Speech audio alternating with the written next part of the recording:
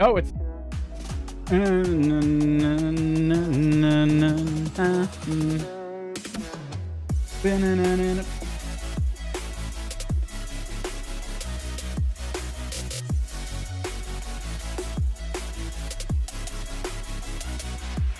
Hello. Yep. We got notes. What's going on, man? What's going on? We got so much to talk about today. Well, I mean, it's not like we have a ton to talk about, but we got some good stuff to talk about, right? Yeah. Oh, that's interesting stuff. Interesting. And we may, and this wasn't our work, but we may have tracked something down.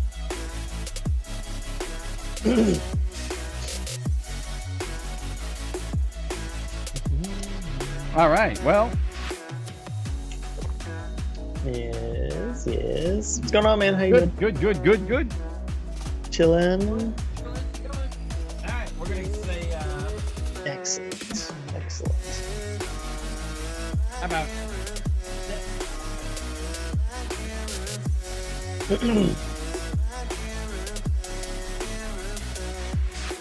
10 seconds. 10. 5, 4, 2. Hey everybody, welcome. Not your show. Mike Corey here. How you guys doing today? It is what's going on? It is September 30th. It is nearly October. Holy moly! Yeah, I don't think you could get any more nearly than October than today. Roughly a couple hours from now. That's what I mean.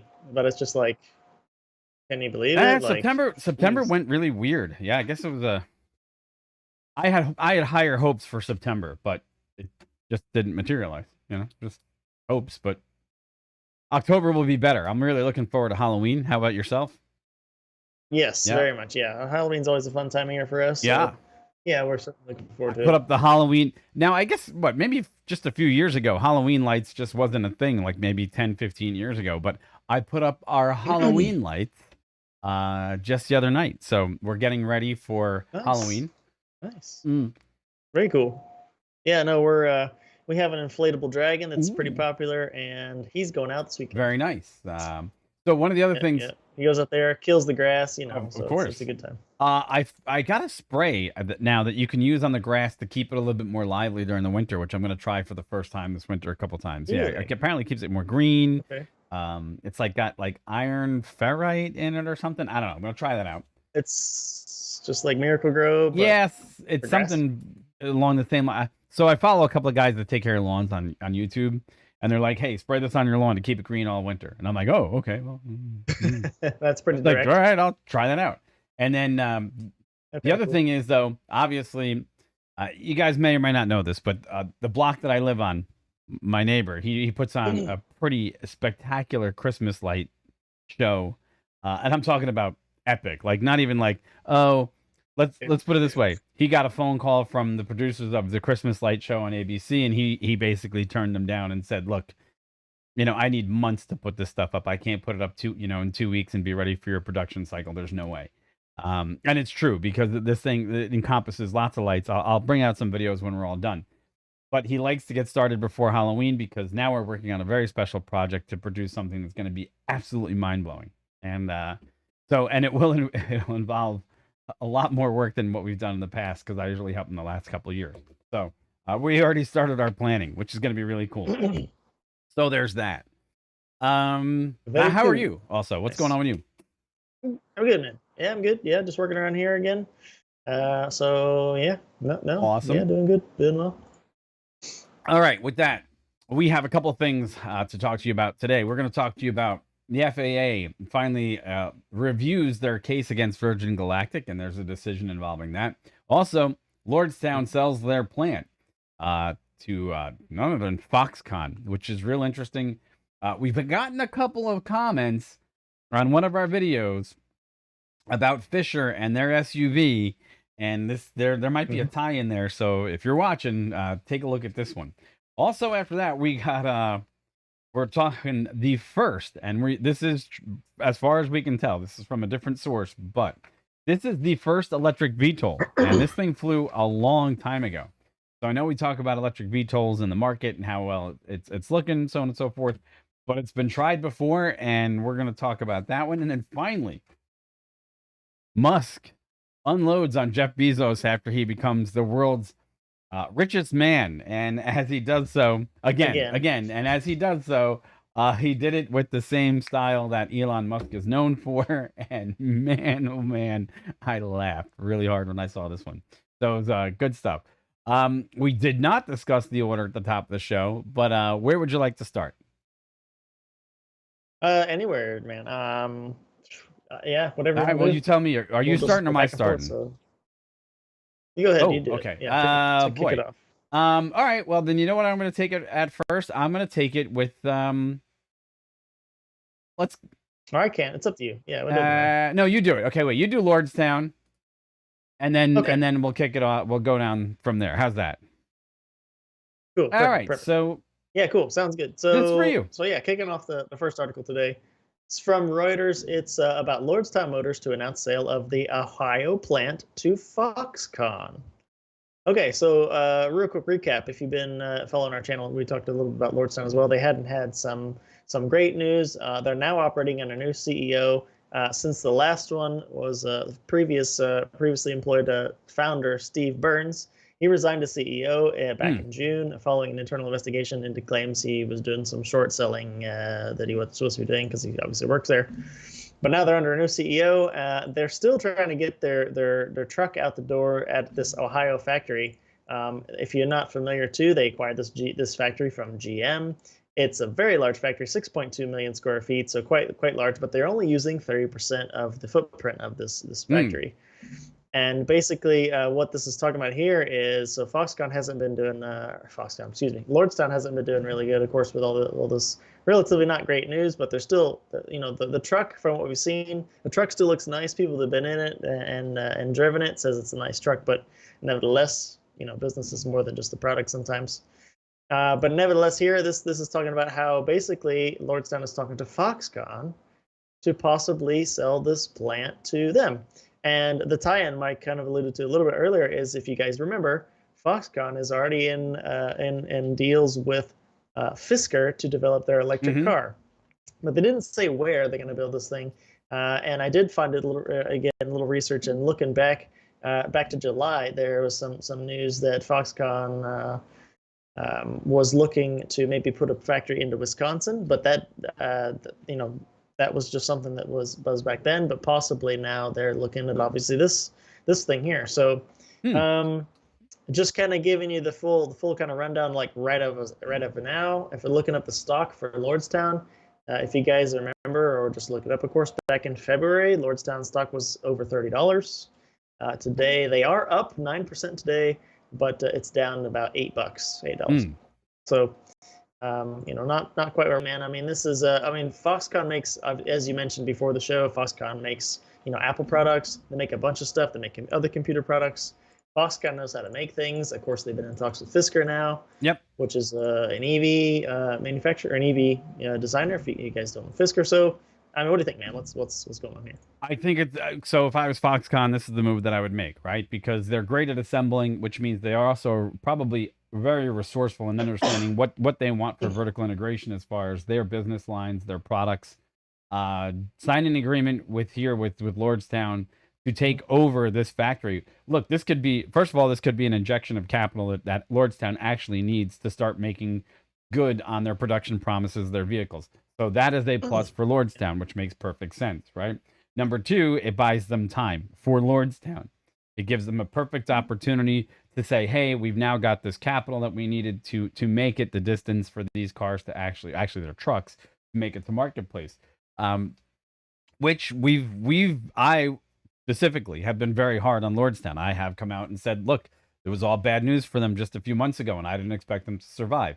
So if this is a cash move to try and secure some of the assets that they've already used, because remember, August 2020, GM agreed to invest $75 million in Lordstown, right? So, and that also means that the plant and everything else was valued at about $20 million. Great. All right. Next part is, with Foxconn coming on board, does that mean that they could also now possibly start building vehicles for Lordstown? Is that part of this this also agreement that they have. And like you did say that I said before the show, they're really, really good at assembling things. Okay, your cell phone most likely was built by Foxconn. They have their way about bringing things to market at a low cost when it comes to labor and obviously assembly costs. So 3 people involved in this deal, right? Sounds like Fischger's going to benefit because out of only 30% of the space in this property being used, that leaves a whopping additional 70% available to Foxconn to do what they need, which means, hey, I wouldn't also be too surprised that maybe this is an indication that cell phone production could also be coming to the United States of America in the form of them assembling the iPhone here, cutting out a huge amount of cost of shipping things back and forth between different vendors, number one. And it could mean that this is where the Fisker is going to get built. So curious. I'm curious as to see who's going to make more money out of this deal. It looks like Foxconn's going to benefit. I think Fisker will, and I think also Lordstown.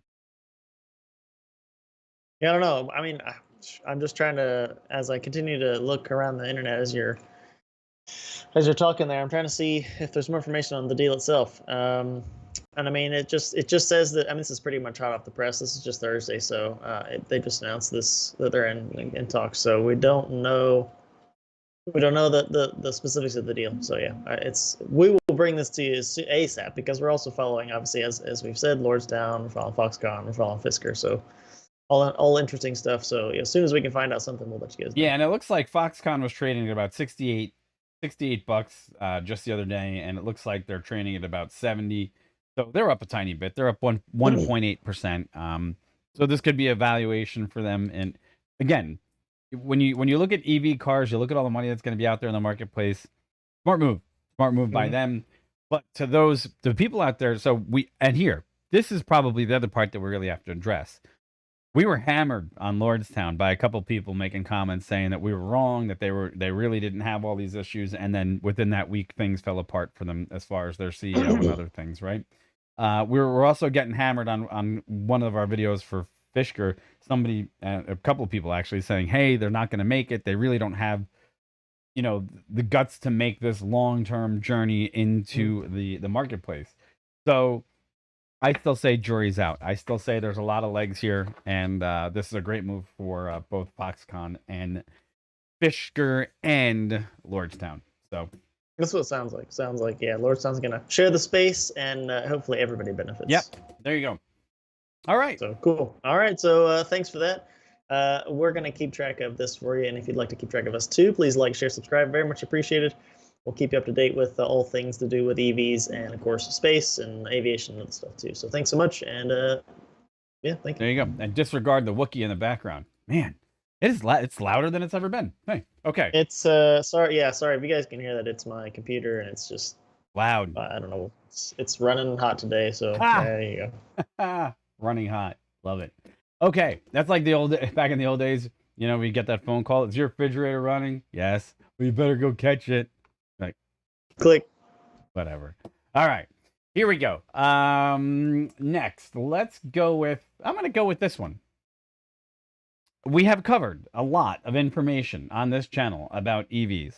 And we in particular, us being pilots, Corey and I both flying fixed wing and helicopters, looking at what is really going on with these S-Packs, the eVTOL market. And again, we've even said it's going to be a lot bumpier ride than people think.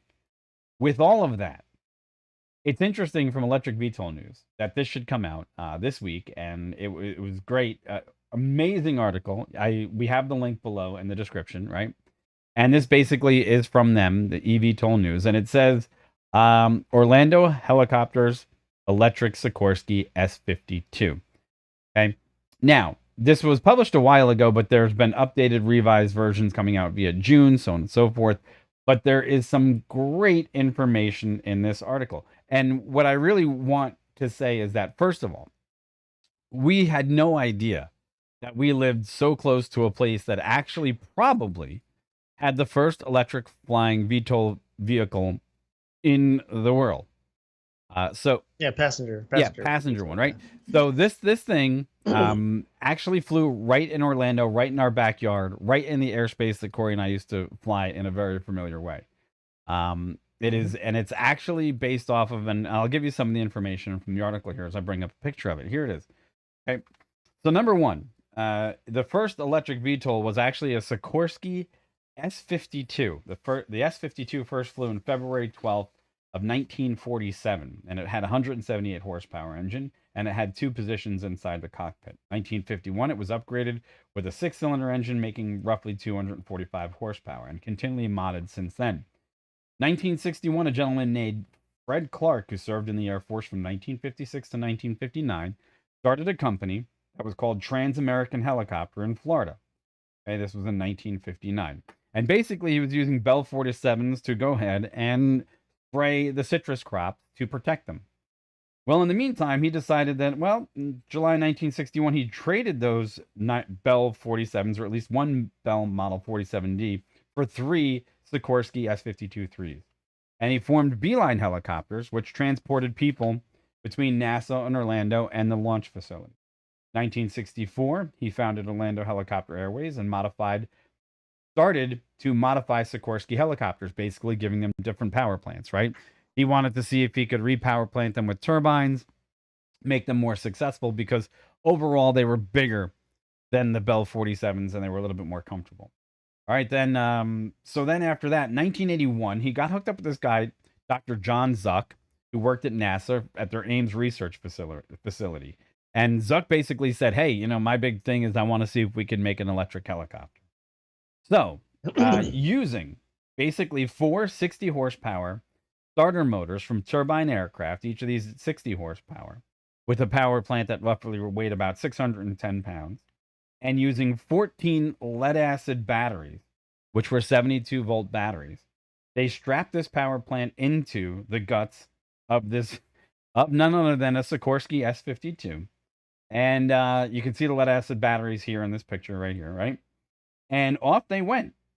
And by all means, this took place, 1983 was the first flight. Mm-hmm. And it was real interesting to see that they actually put people on board this. And there's actually a picture of the two first passengers, like Jeff Taylor and someone else, I believe. And here's the instrument cluster, which basically said that there was a startup procedure in the article. You can go read it. I'm not going to bore you with those. But overall, this thing, here's the first two passengers. They actually flew it. I mean, no joke. It went vertical. And they had at least 2 or 3 hours successfully documented in the record books of this aircraft actually flying. And I think as far as history goes, it's just an amazing read. You guys really got to get into it. It's fantastic. But it spells the fact that there is a future for electric VTOLs. But hey, they weren't as sexy back then, but they actually flew, right? What's your thoughts on that one? Yeah. It is, as you mentioned, it's super cool that things that aviation obviously goes back quite a ways, but talking specifically about electric helicopters and VTOLs as we do on this particular channel, different kinds of VTOLs. As that whole thing expands, it's cool to look back and see where kind of the roots were and how far back they go, and then just kind of interesting to see, hey, it's right in our backyard. So. As Mike said, we've flown all over the state and the southeast and other places too. But it's really interesting to see that it's kind of like bam, right in our home base that this stuff happened right down the street, basically, figuratively speaking. So partially, literally as well. So pretty cool. It's interesting to see, as you talk about progression of systems. The basic idea of just where they want to source these motors from, what kind of batteries they're using, and how technology just increases. And you can really see that they're talking about in this article, if you guys read through it too, they're talking about, trying to extend the length of time it flies. Obviously, that's all, obviously a play off of power to weight, and then how, carrying these batteries around. They know they're offsetting the weight of the batteries with, less transmission to carry around because there's less parts. So it's interesting to see that, while this still was going on back in the 80s, in this case for the electric version of this aircraft, they're still trying to solve the problems that some of the they look a bit different, but the problems are still basically the same, right? What do you do with batteries, and how do you make them go further, and the batteries don't get lighter. We've talked about this multiple times. Jet fuel, fuel, internal combustion aircraft, you burn that Right. fuel, so the aircraft gets lighter as you fly. So that's obviously still a thing. You guys can figure that out too. So yeah, it's interesting. It's pretty cool. I like the design of the whole thing. Look, the simplicity that they went through, and unfortunately you can't see it in this picture, but you can see the tail rotor drive shaft come up from these 4 motors, how they were coupled together, and how they actually put them together was great. Yep. The other thing is they do go in there and say that they were looking to source stronger motors. They couldn't get their hands on them. Yeah, They did. Yep. Torpedo motors, and they were also looking to source, like Corey said, better batteries. But I think it speaks to the ingenuity of the fact that people were already on board with trying to make, especially helicopters, more palatable, in the fact that, hey, there's no doubt that helicopters already make a lot of noise. All right, they always have. They make a lot of noise. There's no joke about that. The other part of it is that a percentage of that is power plant, and the other percentage of that is actually literally the blades beating the air into submission and causing smaller, almost and very close to sonic booms that actually give you that representation thud or smacking sound that you hear when the aircraft's flying, right? So these guys were never going to get around that problem, but they were trying to tackle basically giving this thing some flight time. Unfortunately, the thing that it sucks is that because they were limited to lead acid batteries, the maximum flight time that this thing could do was 10 minutes. Right? Yep. Which is a far cry. And it also speaks to the fact that even back then, the weight of the actual unit that needs to be part of the fuel for this system actually reduced the amount of efficiency that it had as far as flight time, which goes to show that some of the things that we've spoken about are still going to be issues, and that really eVTOLs are going to be the biggest benefactor towards a development in better battery techniques, or better battery development and longevity and battery weight development. That's going to speak volumes for how the eVTOL market takes place and literally takes off. So how long do you think, I mean, we've been looking at battery technology now for the past couple of months, actually. You've come up with some great stuff about Elon Musk using sodium in different ways. Yep. How long do you think it's going to take for battery technology to really catch up to the point where eVTOLs can smash through that market of duration versus weight of battery packs?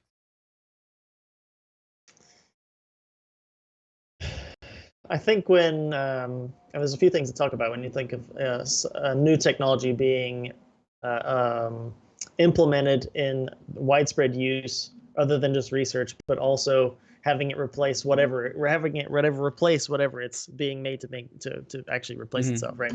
So in this case, right, what are we going to say? Electric helicopters or VTOLs are going to replace traditional or let's say internal combustion or turbine powered helicopters. And that's really gets back to what can it do better, right? We're talking about what are the benefits we need. Well, of course, the sound, that's kind of a given. If it's electric, it should be less noisy, but okay, fine.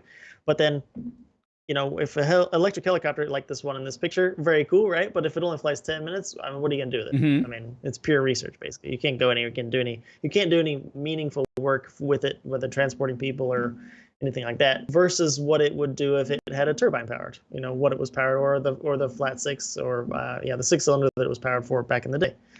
So once eVTOLs, and obviously E, because we're talking about pure electric now, not just VTOLs, but pure electric VTOLs, can match the range and payload, and then of course price comes in too, right? If they can do all this stuff and it's amazingly expensive, well, then it's still not really going to be widespread if they adopt it. But I guess where I'm going with this is we've made a lot of technological advances, and as you mentioned before, there's a few different manufacturers, not just in aviation, but in cars, working to upgrade and diversify the chemistry of batteries.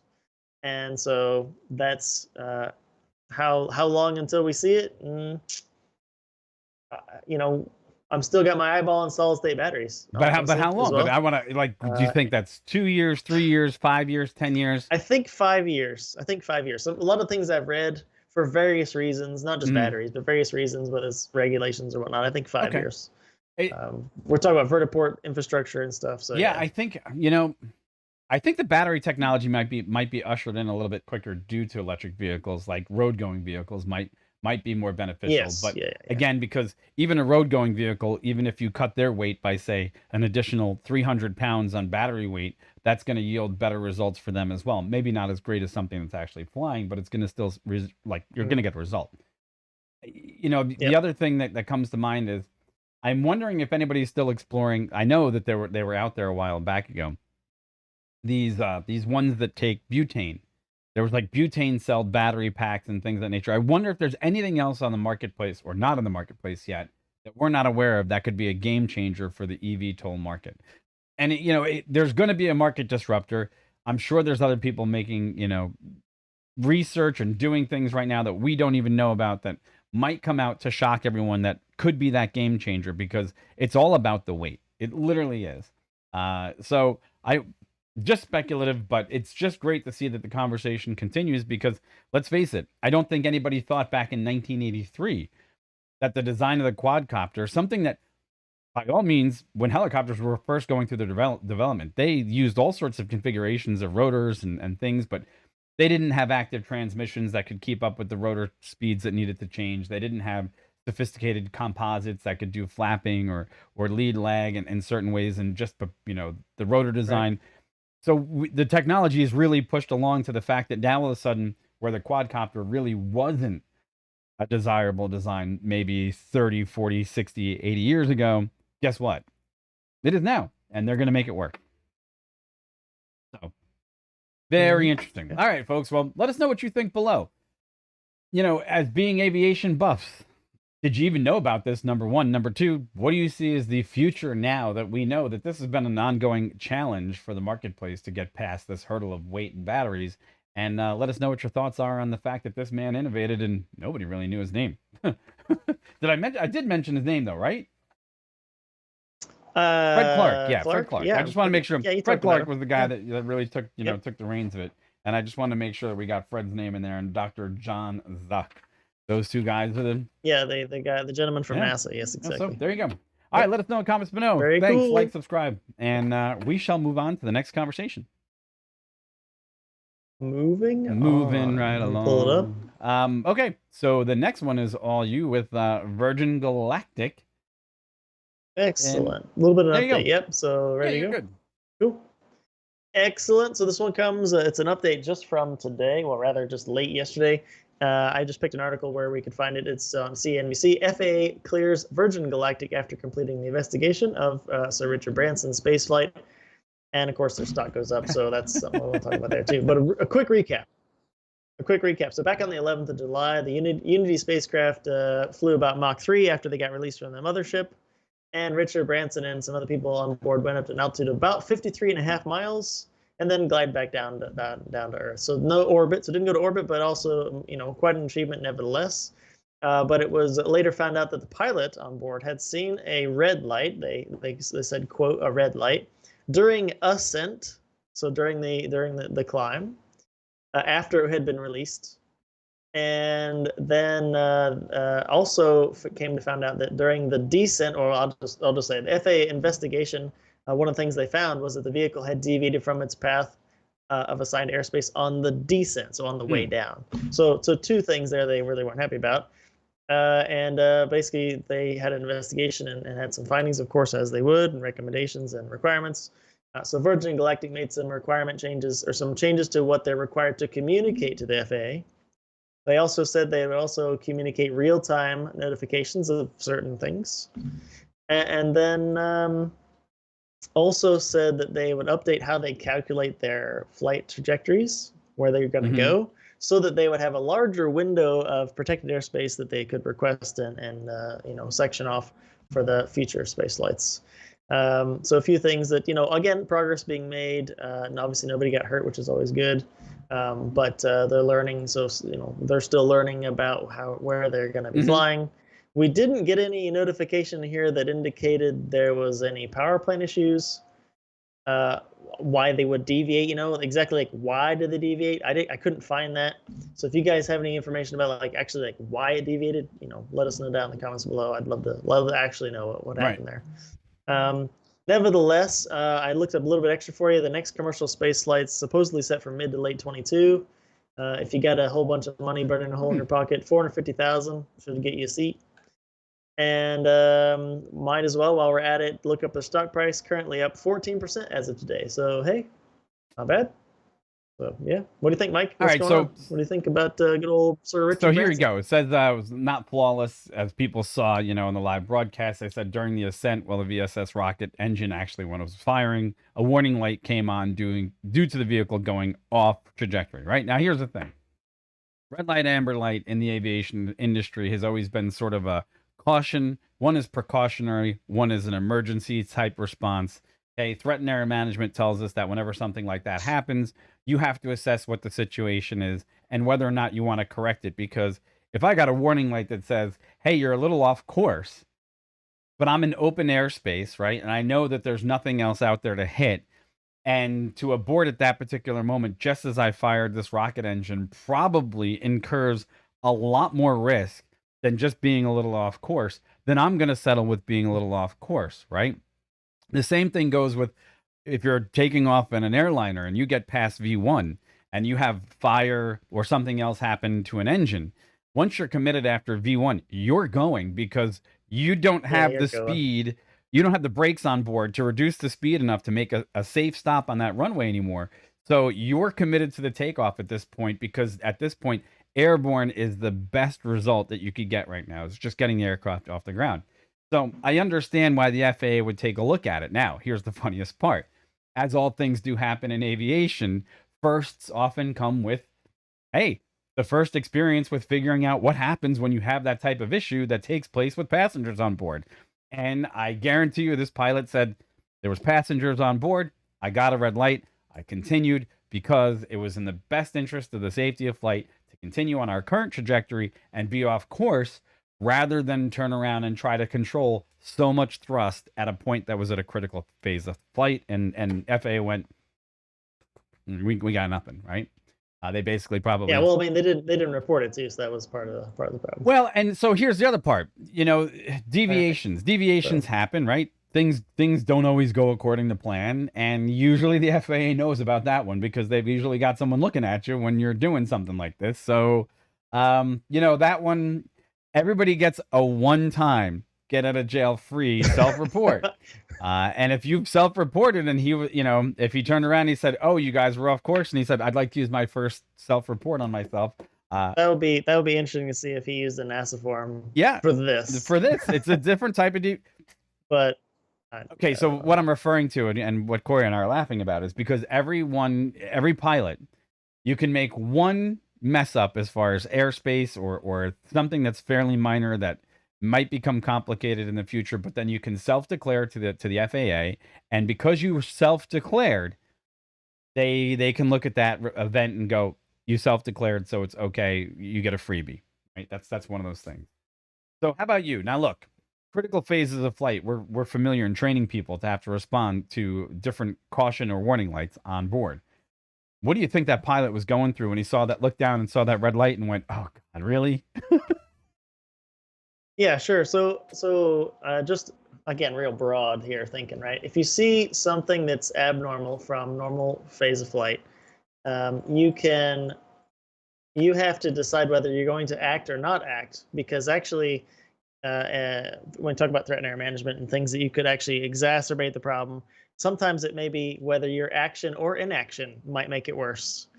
It just depends, right? So one thing we would hope that is the case, that the pilots on board, and they've done multiple flights before before they were carrying passengers on this flight, but that they would have been through simulations, talked about things that could go wrong, and I would imagine, right, that something like this being off track for various reasons would be something they would have practiced. And exactly as you mentioned too, right? He must have first saw the light, so you have to see the light, of course, then interpret what it's telling you, and then look at your options, and then choose the best option, then execute, and then check back and see what the change did. Right. We don't have all the details on this. It's kind of seems to say that he obviously saw the light, and then he saw the light, didn't make a change. So that's all we can really see from the article. Right. So we don't have a full play-by-play of this. But I would imagine this was something they thought could happen. Of course, they would have already had the idea of what to look for in such a case. And then, like you said, yeah, I mean, the end of the day, right? They did land safely, and they landed back at the spaceport. So yes, they had a deviation on their trajectory and their protected airspace, but whatever action he took or didn't take in this case still had a safe outcome. So There you go. doesn't mean you can't learn from things nevertheless, Right. right? That's one good thing aviation that it tries to teach you too, right? If you take off and you do a mission or whatever, and then come back and land, okay, that's good, but you still can learn from whatever happened during that Absolutely. flight, and then improve on the following flights or flights of your peers. So even if they hadn't been in trouble with FAA, we would hope they would still have such a system, and their further flights would be improved. But nevertheless, the FAA says, well, you know, you're going to do these things. So There you go. it is what it is. It is right? what it is. Yeah. So, yeah, I guess if there's any more to report going forward, we'll let you know. Exactly. Yeah. Awesome. Yep. So we'll keep track of this. It's obviously space news. You know, whenever we know when the next flight is going to be and all that, we'll communicate to you guys. So please like, share, subscribe down below. Let us know what you think of this, and let us know if you've got, you know, a whole bunch of money and you're going to go up. Hey, please, you know, drop us a line and let us know what's going on there too.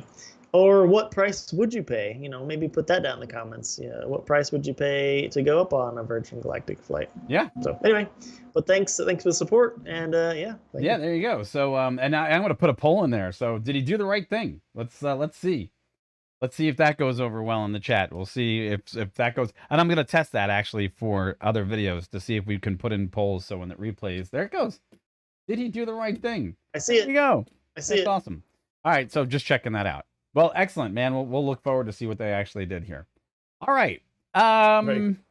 So the next one's kind of more of a tongue-in-cheek one, because we did a video that obviously a lot of people paid attention to. It was talking about Jeff Bezos and him actually literally suing NASA for not being selected for the lunar lander project. And, well, let's just say that Elon Musk is really, really pushing the boundary here. So this one comes to you from the New York Post, and Musk says he'll send Jeff Bezos a silver medal after passing him in wealth. And this is, look, you got to go a little tongue-in-cheek with this one, but it is fantastic because basically Elon Musk is now currently worth $213 billion. Jeff Bezos is only at $197 billion. Musk has accumulated $43 billion in year 2021, where Jeff Bezos has only accumulated $7 million. So as a result, basically Elon said, I'm sending him a giant statue of the digit 2 to Jeffrey B, along with a silver medal.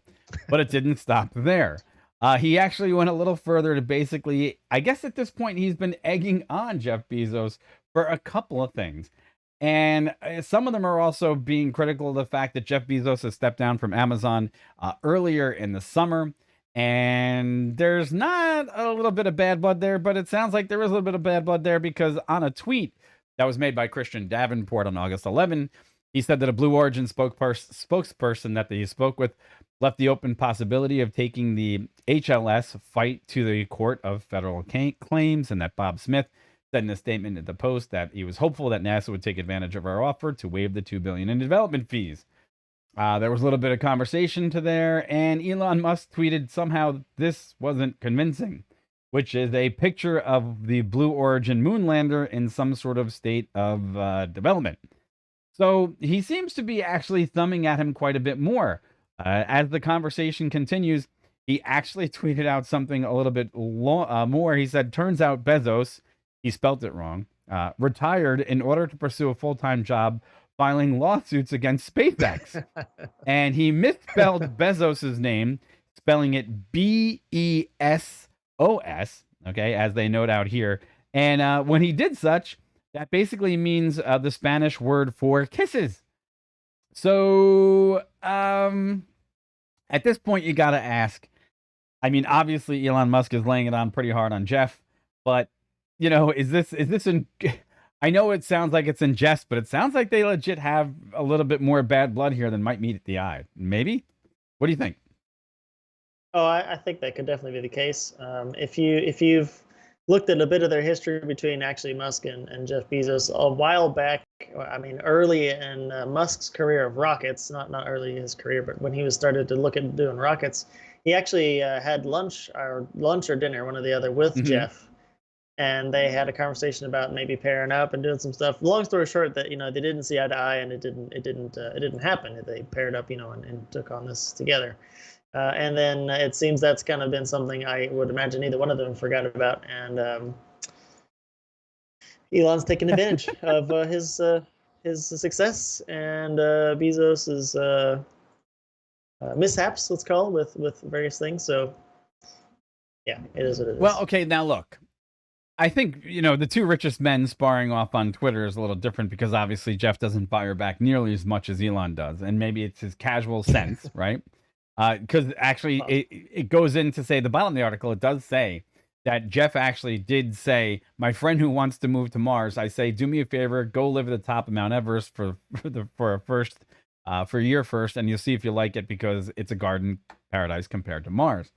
However, look, it seems like Elon Musk is unyielding. And before the show actually started, I said to Corey, who would you rather sit in a room with? Would you rather sit in a room with Jeff Bezos, or would you rather sit in a room with Elon Musk? Because which guy would you find to be more interesting? And for me, it's obviously Elon, because I just think that's the way it is. And I think Corey came up with the same conclusion. But I mean, it's interesting also the two different characteristics that both Jeff shares and Elon. So they're like two totally different people, which is obvious, but they have different ways of going about things, obviously, except for the way they want to build spacecraft, I guess. Right. Well, I mean, now we've covered it before, how even there was some hurdles at Blue Origin, where the engineers of Blue Origin were telling Jeff he couldn't do something. And remember, he even isolated them from everybody else and said, no, you guys go do this. And there was success. There was a bit of success for doing that too. So, I mean, it's just a bit more to say for certain that, Elon and SpaceX do everything like out in the open. Oh, yeah. Like purposely everything's out in the open. All their tests and everything that explodes and all the good things that go good and go poorly, it's just out there. And all the stuff that we see, not all the stuff, of course, but many of the things we see that Blue Origin, we hear about Blue Origin doing, whether it's, out on the Cape or somewhere else. I mean, it's just not as public. No, yeah. And so, which is a bit more like the traditional kind of like company that does space, right? I mean, NASA's better at being public and keeping us informed now, but they work on stuff for years and then it finally happens. Right. Quite a bit of testing, which is how they go about stuff. They're not quite as into rapid prototyping and let things just blow up, because that's what SpaceX does. So, but nevertheless, a bit of different philosophy on how they do rockets. Just let it blow up. That's it. I mean, yeah. If the mission of it was, to have engine testing, and if it blows up, hey, whatever, because we got our data. It's like, there you go. Cool. Wipe your hands of it and move on, right? So, but anyway, there you go. I mean, this is a bit, like Mike said, a bit tongue in cheek, but we thought it was good for a laugh. So yeah, it's good for. I mean, it is. I guess the other thing is Elon going too far? I don't know. Does he have something else that he could be doing that's better with his time? I'm not really sure. But I think as far as the two richest men on the planet squaring off in this manner, just goes to show you that the schoolyard can be any size you want it to be. It doesn't necessarily change the mentality of those who are on the schoolyard.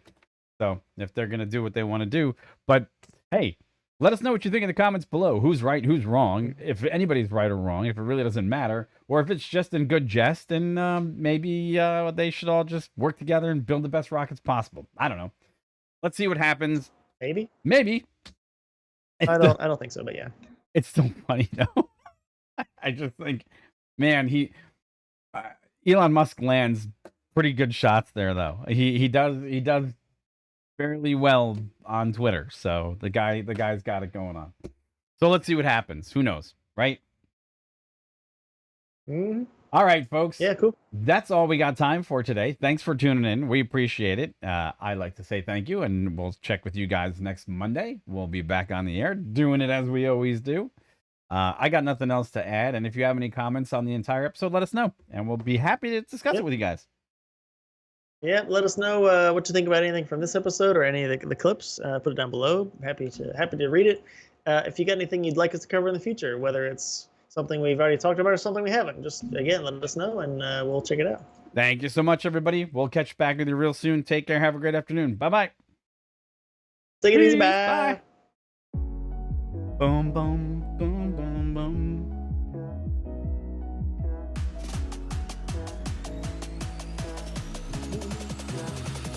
Banana.